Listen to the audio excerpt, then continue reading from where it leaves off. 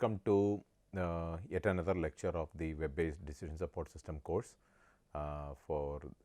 which is meant for both academicians, practitioners alike. And we have been discussing various aspects of decision support system, and we have been delving deeply into aspects related to database, specifically database management system. And today we are going to get into a new advanced topic of decision support system, especially with the current trend on everybody thumping on the big data. And today what we will look into is give you a brief introduction about big data and its pros and cons at the same time. And it's not that everything should be the because I think the life continues whether big data is there or not. So it's something that you need to understand, and then you have to make as a decision maker, you need to decide whether I need to use big data, big noise, whatever you want to call it, and then go from there. So today what it is just an overview. So the slides, if you look into it, so it's a big data overview, and I'm Dr. Deepak from IMA department, IIT Kanpur. Okay. So without wasting much time, let's get into what is some of the, let's take a just example. Okay. So these are some of the trend is given right here. Okay. The major aspect here is that, let's go from the first point, right.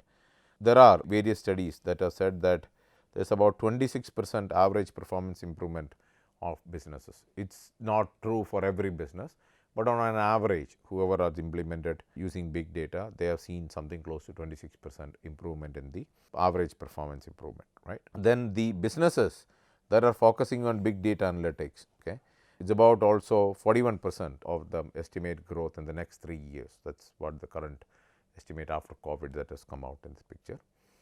And an estimated of 5 million jobs. The third point is 5 million jobs will be to be created in the form of analysts, computer scientists, mathematicians, operational researchers, etc., in the field of big data especially. And the banks that use big data analytics to identify fraud detection, money laundering, all these kind of things, especially in the financial sector, assessing risk, both operational risk, then also market risk, etc. They are supposed to get point benefits compared to the banks that do not do it. Okay. So a lot of the time, because of such kind of benefits and also associated insurance cost reductions, banks tend to do this a lot. Okay. And from 2020, the estimated investment was something like 76 billion in big data, and it's supposed to grow 17% cumulative annual growth rate from 2020 onwards. This number was before COVID, and now after COVID, these numbers are going to come out soon. But before COVID, this was supposed to be one of the most bubbling, growing field at one point of time. So this is the big aspect of big data as such, and find a nice pictures of big data. So now let's take a look into this, what people think about big data. So let's start from here. Okay, we start from here and move this side. So 13% of the people literally think that, okay, this is modern media.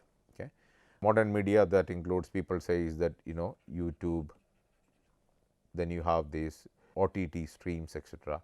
So they are saying that the modern media is what they call as big data. So much of videos in the internet, so much of audio, these kind of things. So that creates what we call as then 8% of the people believe that's the latest buzzword. Okay, it's just another buzzword created by some bunch of management people or something like that. 18% of the people believe there's a great scope of information. There is an opportunity for a great scope of information. May not be true, but we will talk about this. And 10% believes large volumes of data.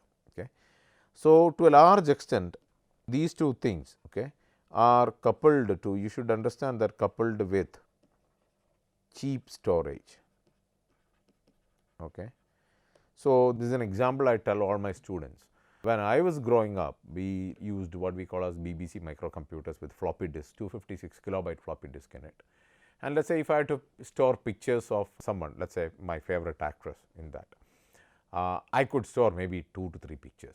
So if I take my floppy drive, put it in a computer, take a look, you can say, okay, there is 3 pictures of this particular actress or 2 pictures of this particular actress. So his favorite actress is, without any doubt, this particular person. Now the floppy disks from 256 KB went to 512 kilobytes. So instead of the 2 to 3 pictures, I could store 6 to 8 pictures. So still it was not very difficult, because you could still say there are 8 pictures, of 8 pictures 6 of them belongs to one particular actress and 2 belong to the another one. So, yes, still his favorite actress is this one based on the number of images he has stored. Now, go away floppy disks, come to zip disk. So, the kilobytes became megabytes. So, 100 megabyte, 250 megabytes. So, pretty soon I am not storing 5 or 6 pictures, I am storing 50, 80, 100 pictures. So, now you require an Excel sheet. Okay, there is 100 pictures or 80 pictures of it. Of the 80 pictures, 40 belong to this particular person, 15 belongs to this, 8 belongs to this, 11 belongs to this, etcetera, etcetera, etcetera. And say among all the 100 pictures, 60% of the pictures belong to this one particular actress. So, hence there is a very high chance that this person prefers, okay, or person likes this particular actress, and followed by this and this.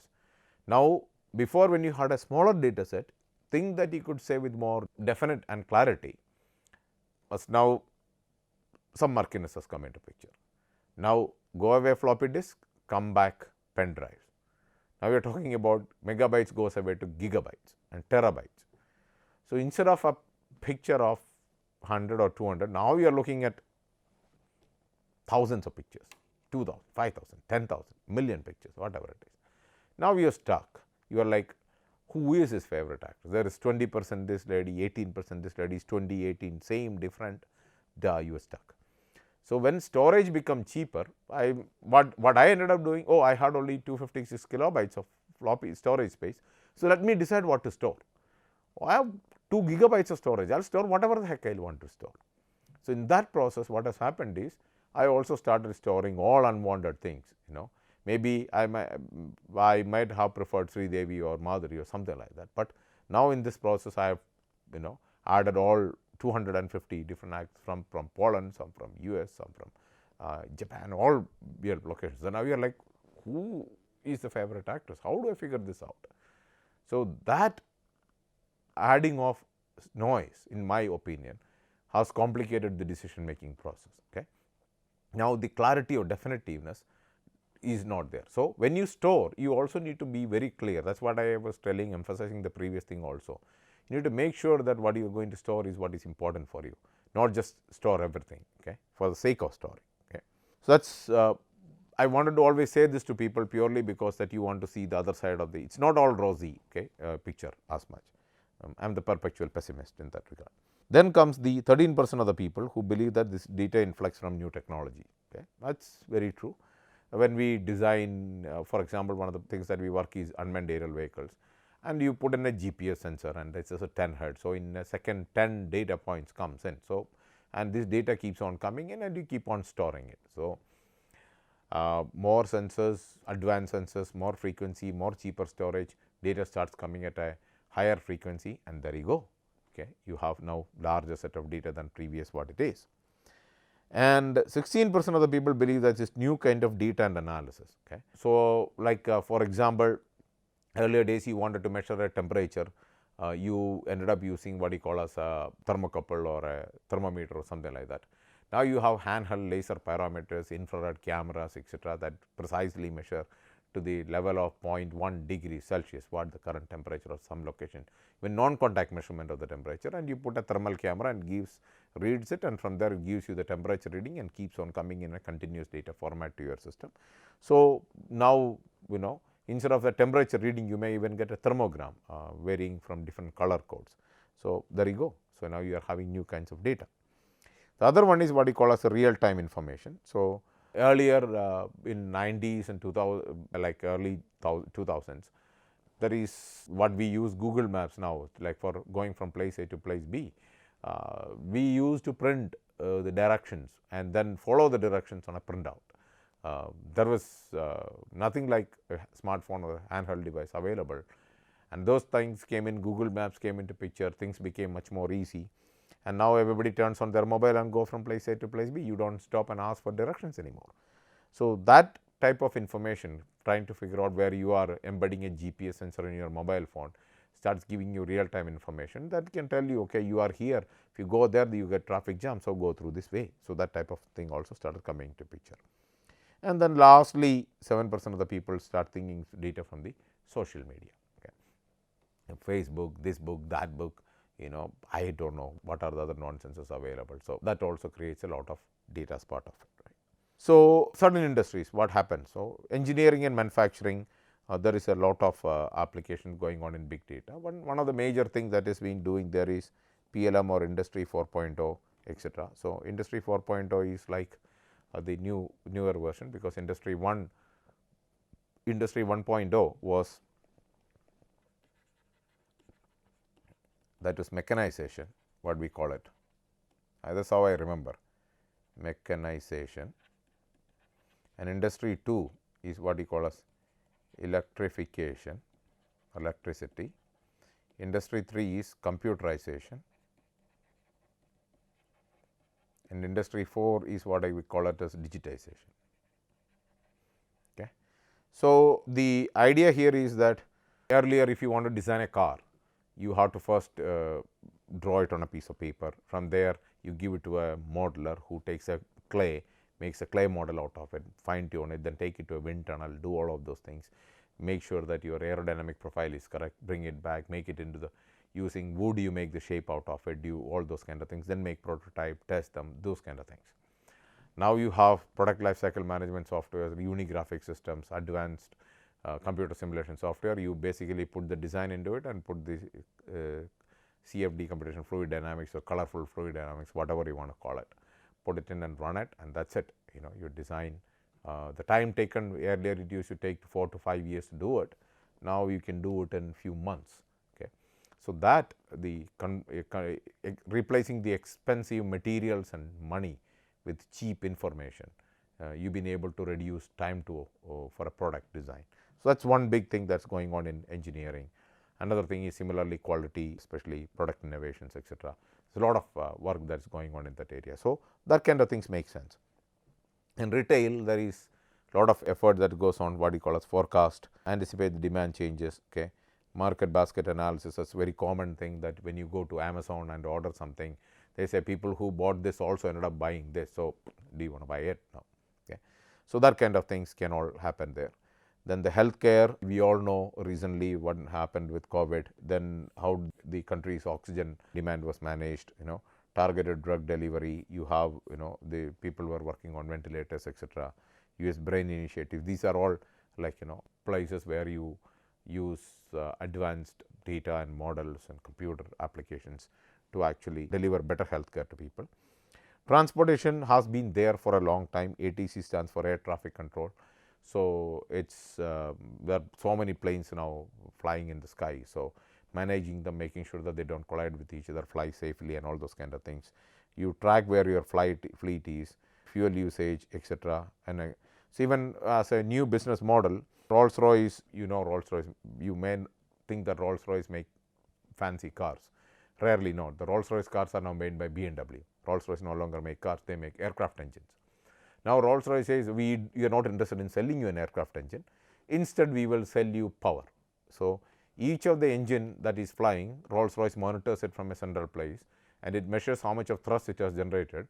So, if an aircraft flies from Lucknow to Delhi, when the aircraft takes off from Lucknow and lands in Delhi, Rolls-Royce, by the time it lands, Rolls-Royce will send an invoice to the particular airline. Hey man, you flew from this by this aircraft. It used two Rolls-Royce Trent 1000 series engine, and it generated 600 kilogram force of thrust. As per our agreed rate, 1 kilogram force of thrust is $2. So, pay is $1,200, something like that, right.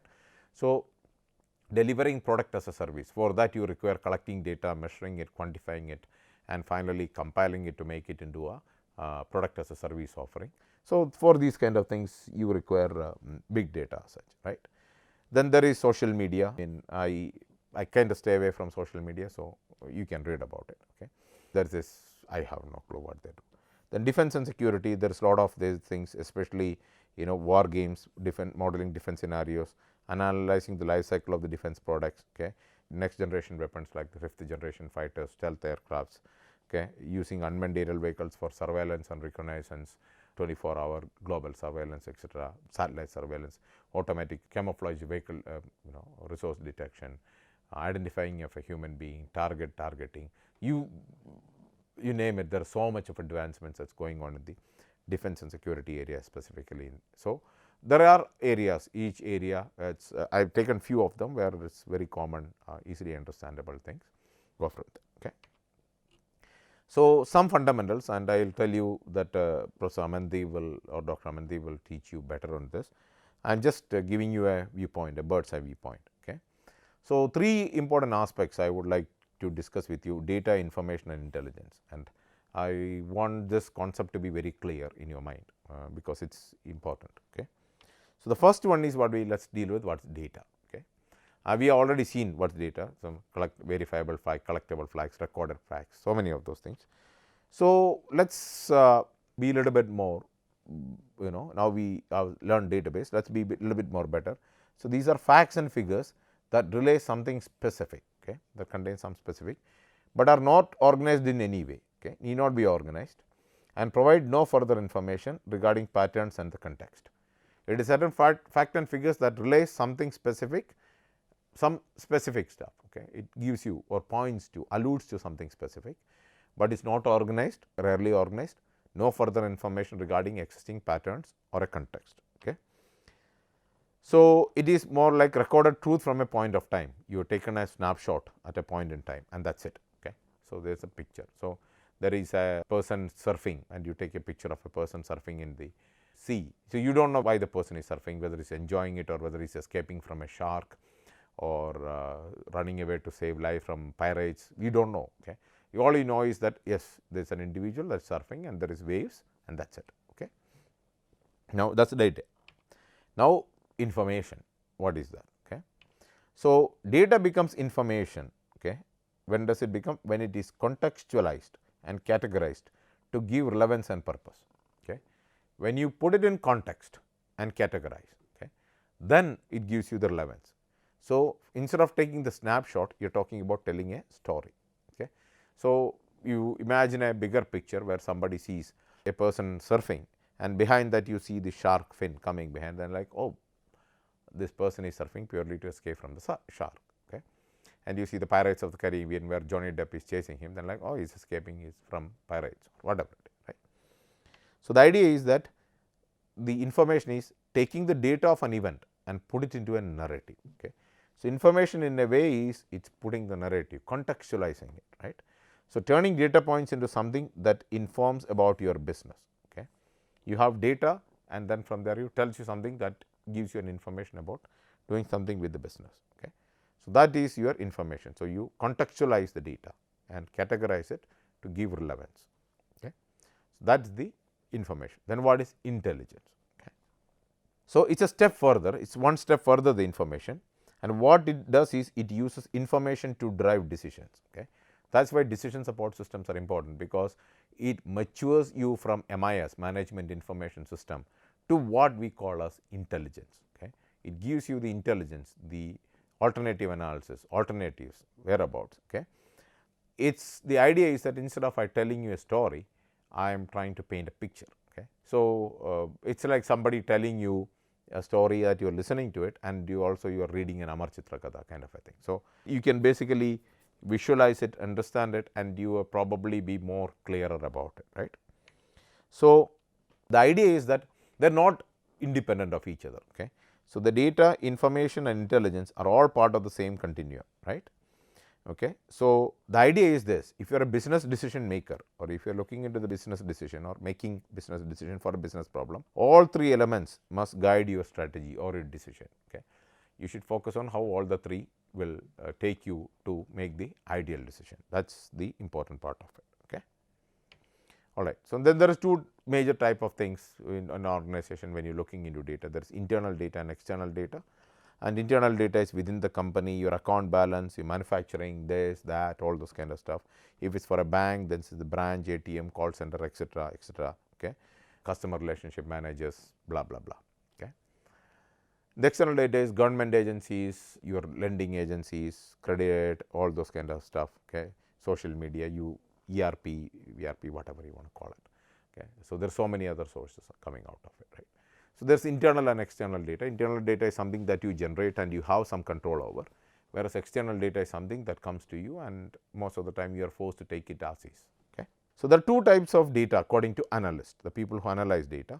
Number one is called structured data. Okay. So, what is structured data? So, mostly numerical, stored in databases with orderly rows and columns. Okay. So, that is what we have been discussing so far in the class, okay. Mostly numerical, and meaning of each data item is clearly defined, okay.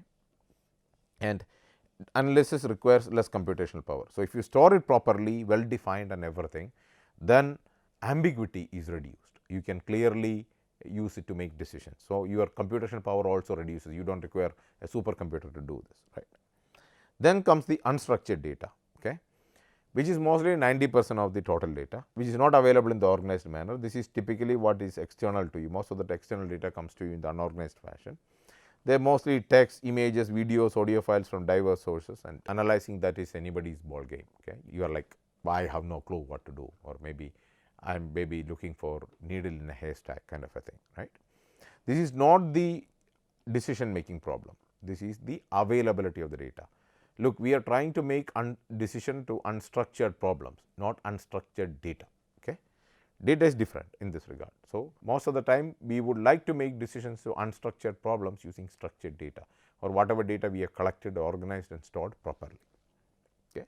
Decision makers on the other hand analyzes that data comes in two forms. It is either number one is too much. Okay. So, that means too much of data, lot of things is there, then you need to focus on reducing the dimension, okay, specifically like classification, binning, okay, etc., to achieve size. So, if you have to eat an elephant, how do you eat an elephant? You one bite at a time. So, you take a bite that you can chew, then you swallow, take another bite, chew, swallow, that kind of a thing, right. And the aim of this is reduction and other kind of things is patterns and behavioral traits to be diagnosed. You want to diagnose what are the patterns and behavioral traits, and also to manage biases, any inherent biases in the data that you want. So, because somebody might have collected data so much, and then that personal bias also might have got into the picture. Sometimes data comes in too little, okay, it is not enough data. So, then what do you do? Then you use statistical tool to achieve approximation. So, you use probability distribution or approximate probability functions, etc., to do with that, and you try to calculate parameters, okay, for an underlying model, or parameters to create a model that mimics the underlying process, and then use that model to study the data, that also is there. And then when you do this, when you do not have too much of data and you create models or extrapolate or interpolate, how do you tackle the errors? That is the other aspect of this problem. Okay. So, big data. Okay. So, one of the fundamental things I want everybody to take, that do not take big data as it is without validation and explanation. Okay. Do not just say somebody gave you a large amount of data, that does not mean that you should just take it as such. Okay. So, the first one is originally this term was coined to describe large data sets, okay, that could not be captured, stored and managed by traditional databases. Okay. So, initially it was this big data was used to, so like for example, when the US defense started using UAVs or drones for surveillance, the video feed from the drones is so huge. Okay. So, it is like something it is very difficult for you to store in a particular database and analyze it. So, that became what you call as, can be taken as an example of a big data. So, initially there were three measures, okay, 3 V, okay, V, right. That is volume, velocity and variety. Okay. So, large volumes of data, extremely large volumes of data, large quantities of data, high velocities of data. So, data is coming in extremely fast rate, okay, it is probably higher than what your personal computer can manage, and different varieties of data. Some of them will be video, some of them will be audio, some of them will be GPS feed, some of them will be object feed, thermalgram, gas leak detection, you name it, like all sort of different varieties of data comes into picture. So, how all of them can be mixed and matched and make any relation between them, that was what the original big data problem turned out to be. Currently, big data now not only refers to the data itself, okay, but also refers to the technologies, okay, to solve this complex problem. So, that introduced two more V's onto the system, okay, V and V, second V. Okay. Now, it is 5 V's: veracity and volatility. Veracity means you need to be sure the source of the data, where is this data coming from, who is generating this data, how much of this data I can believe, that kind of an information. Okay. So, that is the major aspect of the big data. Then the other one is volatility. Can you store this data? How much of this data is after some point of time going to go away? How much of this context of the data that you are able to understand, and after some point of time you are not going to get the context related to it. So, the volatility is also another important aspect, but it all depends upon these three things: quality, accuracy, integrity and validity. These not three things, these four things, right. And remember, when you are talking about unstructured data, it contains significant amount of uncertain and imprecise data. Okay. So, when you use, that is where the principle of go comes into it. Use garbage in, garbage out. Okay. That is very true. So, the two major approaches to do big data analytics, either you use the complete data scenario. So, the entire data set is managed and factored into the analytical process, okay, in which you also do a lot of in memory processing. So, you try to use the entire complete set of data. Okay. This analysis depends upon the objectives. Why are you doing this? What is the type of data landscape, how spread it is, and what is the technical requirements, what are you going to intending to achieve by this. But these are the two common approaches. One is the entire data set, complete data scenario. The other one is the targeted data scenario, second one. Okay. The right data, because using the entire data set is infeasible and adds a little value, where you are identified there is too much of noise, I do not want to spend too much of effort in dealing with this. Okay.